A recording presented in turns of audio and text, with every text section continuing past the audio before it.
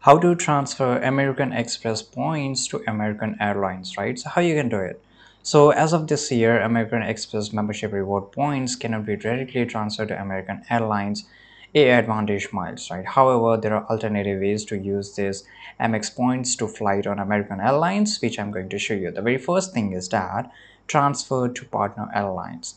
While you can't transfer AmEx points directly to American Airlines here, right, so you can transfer them to a partner airlines. This is a part of a one world airlines which includes American Airlines. Example here are such as British Airways or Iberian and Qantas, right? So if you don't know, you can just go to Google. Let me show you. And once you're here into the Google, just write here one world airlines, right? So if you just type here one world airlines, and you'll get a lot of airlines right here listed. I have just given you some of the examples. And the second thing is transfer points. Log in your American Express amount. So you have to just go to American Express. Here on the top right, you will find the option of login. Just log in there, choose a partner airlines, and transfer your points to your frequent flyer account with the airlines. For example, you could transfer MX points to British Airways Avios.